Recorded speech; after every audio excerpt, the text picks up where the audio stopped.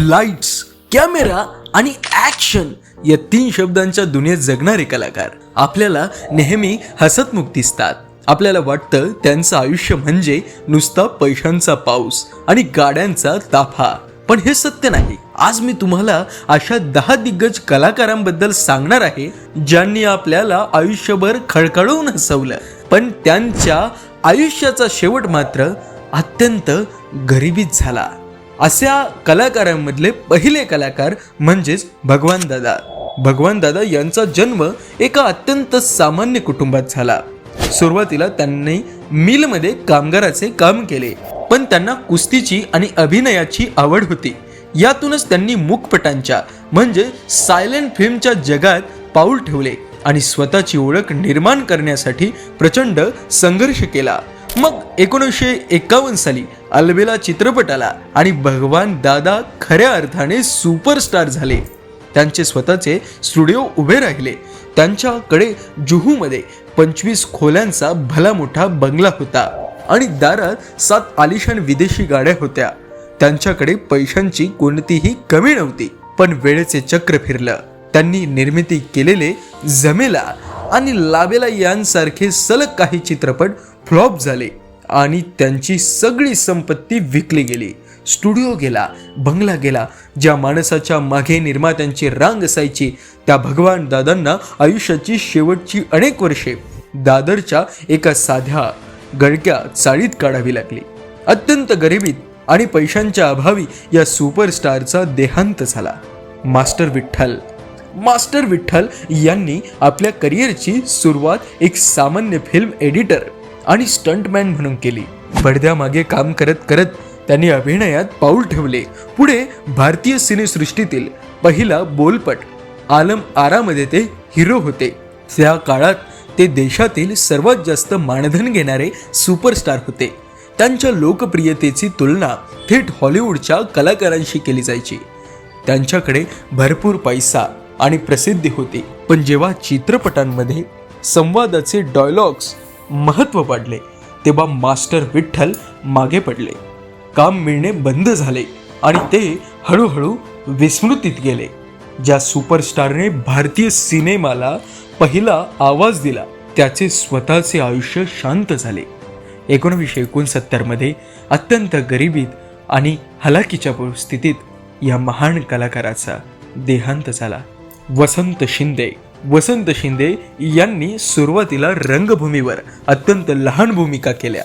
Makeup artist म्हणूनही काम केले. फक्त 2 वेळेच्या जेवणासाठी त्यांनी कलेची सेवा सुरू केली. मग पुढे यांच्या मेहनतीला फळ आले. 70 ते 90च्या दशकात मराठी रंगभूमी आणि चित्रपटांवर वसंत शिंदे यांच्या नावाची जादू चालली. ते मंचावर आले की प्रेक्षक खळखळून हसायचे. त्यांच्या अचूक टायमिंगला कोणतीही तोड नव्हती. ते मराठी विनोदवीरांचे बादशाह बनले. पण जसे वय वाढले तसे त्यांना काम मिळणे बंद झाले. कलाकार जुना झाला की इंडस्ट्री त्याला विसरते. उपचारासाठी त्यांच्याकडे पुरेसे पैसे नव्हते. ज्या माणसाने संपूर्ण महाराष्ट्राला हसायला शिकवले त्या महान कलाकाराचा पैशांअभावी योग्य उपचाराविना आणि गरिबीत देहांत झाला. सतीश तारे यांना अभिनयाचे बाळकडू घरातूनच मिळाले. लहानपणापासूनच बाल कलाकार म्हणून त्यांनी रंगभूमीवर पाऊल ठेवले. त्यांच्याकडे गायन, वादन आणि अभिनयाची अद्भुत देणगी होती. सतीश तारे म्हणजे अत्यंत अष्टपैलू कलाकार. ऑल लाईन क्लिअर यांसारख्या नाटकातून आणि अनेक चित्रपटांमधून त्यांनी प्रेक्षकांची मने जिंकली. त्यांच्या एका डायलॉगवर थिएटर डोक्यावर घेतले जायचे. पैशांची आणि कामाची कोणतीही कमी नव्हती. पण वैयक्तिक आयुष्यातील नैराश्य, जवळच्या व्यक्तींचा मृत्यू आणि व्यसनामुळे ते आर्थिक अडचणीत सापडले. त्यांना लिव्हरच्या गंभीर आजाराने ग्रासले. उपचारासाठी खूप पैशांची गरज होती, पण बँक बॅलन्स रिकामा होता.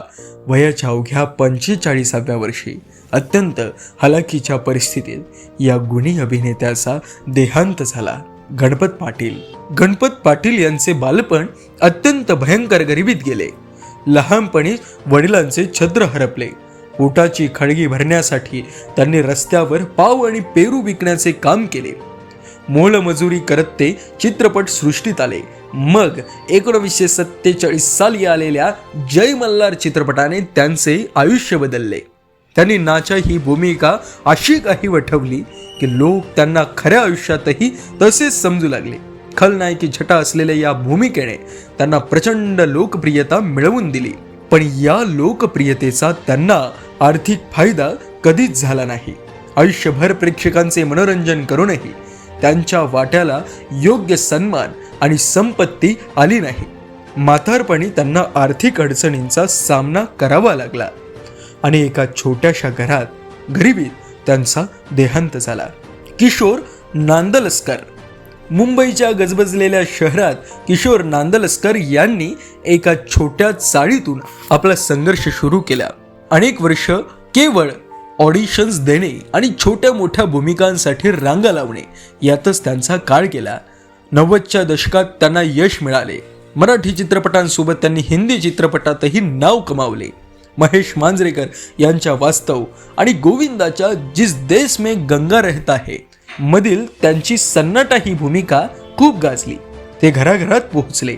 एवढ्या मोठ्या ब्लॉकबस्टर चित्रपटांमध्ये काम करूनही ते आयुष्यभर भेंडी बाजारातील एका छोट्याशा चाळीतच राहिले. त्यांच्याकडे कोणतीही मोठी संपत्ती नव्हती. कोरोनाच्या काळात त्यांना आजाराने ग्रासले.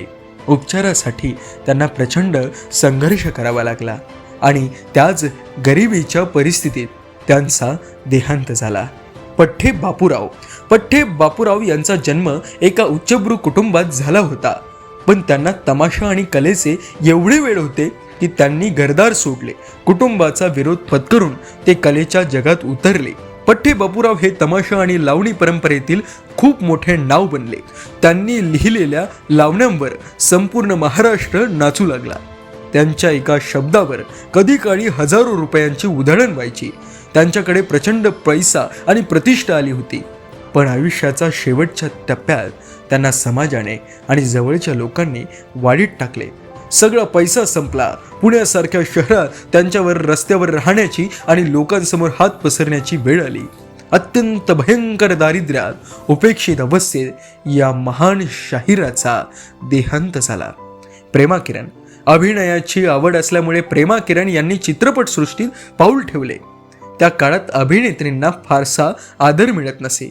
तरीही त्यांनी आपला संघर्ष चालू ठेवला आणि स्वतःचे एक वेगळे स्थान निर्माण केले. 80 आणि 90च्या दशकात धूम धडाका, दे दनादन यांसारख्या चित्रपटातून त्या प्रसिद्ध झाल्या. मकर नानासपुरे आणि लक्ष्मीकांत बेर्डे यांच्या सोबत विनोदी भूमिका साकारणाऱ्या त्या आघाडीच्या अभिनेत्री होत्या. पडद्यावर त्या अत्यंत खमक्या आणि डॅशिंग वाटायच्या. पण काळ पुढे गेला. नवीन कलाकार आले तसे त्यांना काम मिळणे बंद झाले. उत्पन्नाचे साधन पूर्णपणे संपले. आयुष्याची शेवटची अनेक वर्षे त्यांनी अत्यंत एकटेपणात आणि आर्थिक विवंचनेत काढली.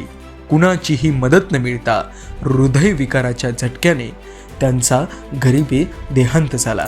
अशोक पेहलवान हे मूळचे कुस्तीगीर आणि शरीर सौष्ठवपटू होते. त्यांच्या याच पिळदार शरीरामुळे त्यांना चित्रपटामध्ये काम करण्याची संधी मिळाली आणि त्यांनी ॲक्शन चित्रपटांची वाट धरली. 70 आणि 80च्या दशकातील मराठी सिनेमांमध्ये मारामारीच्या दृश्यांमध्ये हमखास दिसणारा हा ताकदवान खलपुरुष होता. हिरोकडून मार खाऊन त्यांनी प्रेक्षकांच्या टाळ्या मिळवल्या. त्यांचे चेहरे सर्वांच्या ओळखीचे झाले होते. पण स्टंटमॅन आणि सहकलाकारांना कधीही मोठे मानधन मिळत नाही. आयुष्यभर पडद्यावर काम करणाऱ्या या अभिनेत्याला खऱ्या आयुष्यात गरिबीचा सामना करावा लागला. म्हातारपणात अंगात ताकद उरली नाही आणि काम मिळाले नाही. पुण्यात एका पडक्या घरात आजारपणात आणि हलाखीच्या परिस्थितीत त्यांचा देहांत झाला. राम नगरकर यांचा जन्म नाभिक समाजात झाला. पोटा पाण्यासाठी आणि शिक्षणासाठी त्यांनी सुरुवातीपासूनच प्रचंड संघर्ष केला. पण त्यांच्यात एक उत्तम कलाकार लपलेला होता ज्याने त्यांना रंगभूमीकडे खेचून आणले. मग रामनगरी या स्वतःच्या आत्मचरित्रातून आणि नाटकातून त्यांनी स्वतःचे वास्तव मांडले. हे नाटक इतके गाजले की त्याचे जगभरात प्रयोग झाले.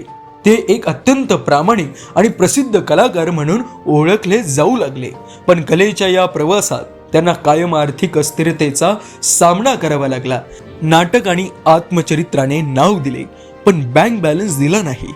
आयुष्यभर ते आर्थिक स्थिरतेसाठी झगडत राहिले. अखेर गरिबी आणि सततच्या संघर्षातच या महान कलाकाराचा देहांत झाला. जेव्हा एखादा चित्रपट हिट होतो तेव्हा दिग्दर्शक आणि निर्माते करोडपती होतात, पण जो माणूस पडद्यावर स्वतःचा जीव ओतून काम करतो तो मात्र अनेकदा उपेक्षित राहतो. जेव्हा एक कलाकार म्हातारा होतो तेव्हा आपण सगळेच त्याला विसरून जातो.